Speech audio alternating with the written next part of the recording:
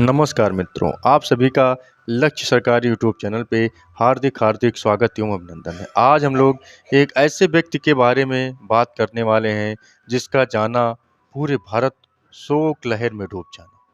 जिसके जाने से भारत को बहुत कष्ट हुआ, बहुत दुख हुआ और पूरा भारत शोक के लहर में डूब गया। आज हम बात करने वाले हैं रतन टाटा के बारे में। तो रतन टाटा का जन्म जो है 28 दिसंबर 1937 को सूरत, गुजरात में हुआ था। उनके पिता का नाम नवल टाटा था और उनकी माता का नाम सोनी टाटा था। रतन टाटा की परवरिश मुख्यतः मुंबई में हुई थी। वह अपने दादा जे.आर.डी. टाटा के काफ़ी करीब थे, जिन्होंने टाटा की नींव रखी।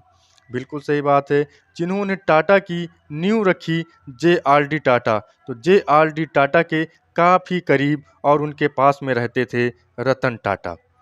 जो रतन टाटा थे, वो भारतीय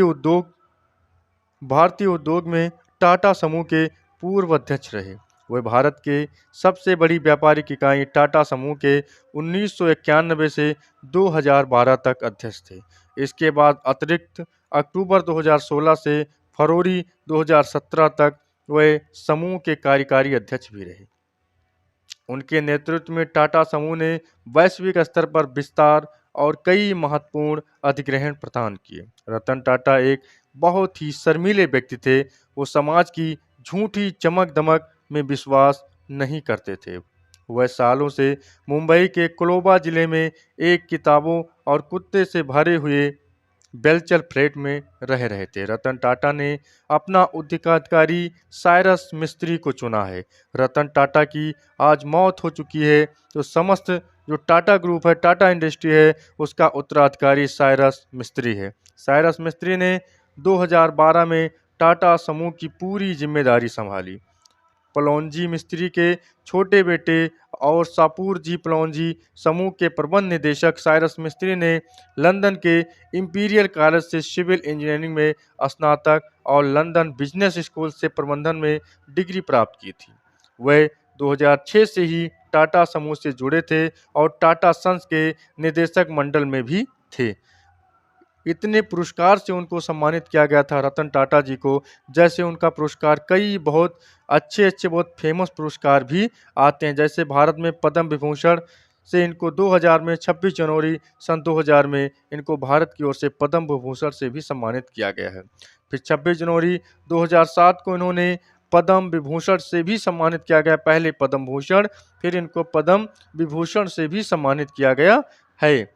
इनको ऐसा कोई बिजनेस या इंडस्ट्री के क्षेत्र में ऐसा कोई पुरस्कार नहीं है जो इनको ना मिला हो। ऐसा कोई पुरस्कार नहीं है जिस पुरस्कार से वह ना सम्मानित किया गए हैं। उन्हें हाल ही में लंदन स्कूल ऑफ इकोनॉमिक्स से मानद डायरेक्टर की उपाधि हासिल हुई और नवंबर 2007 से फॉर्च्यून पत्रिका ने उन्हें व्यापार क्षेत्र के 25 सबसे प्रभावशाली लोगों की सूची में शामिल किया। मई 2018 में रतन टाटा को टाइम पत्रिका की 2008 की वैश्व के 100 सबसे प्रभावशाली लोगों की सूची में शामिल किया। रतन टाटा की छोटी 1 लाख रुपए की कार नैनो के लिए सराहना की गई। उन महत्वपूर्ण व्यक्तियों में से एक हैं जिन्होंने अपने वादे का पालन किया। अब बताइए, विश्व की सबसे छोटी कार भी टाटा ने लॉन्च की थी। ऐसा कोई कार नहीं था जो तकरीबन 1.5 लाख से नीचे कोई आ सके, और सबसे छोटी और सबसे सस्ती कार रतन टाटा ने लॉन्च की थी। जो रतन टाटा थे, उनको पुरस्कार पद्म भूषण 2000 में मिला और पद्म विभूषण 2008 में मिला, और जर्मन का आदेश नामक पुरस्कार 2014 में मिला, और सर्वश्रेष्ठ सीईओ का पुरस्कार 2012 में मिला, और फिक्की लाइफ टाइम अचीवमेंट का पुरस्कार उन्हें 2012 में ही दिया गया।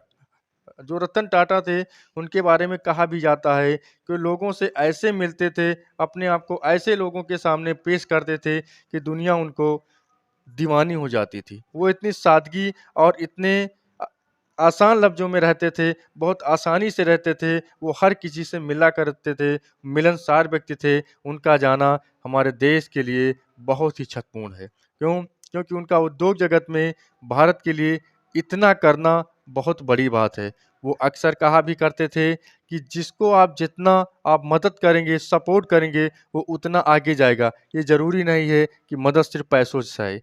उनका जो इनकम था, उनके इनकम का तकरीबन 60% वो अपना डोनेट कर देते थे। यही बात है कि भारत की आर्थिक स्थिति में आज भी उनका योगदान बहुत ऊँचे दर्जे, बहुत ऊँचे लेवल पर किया जाता है।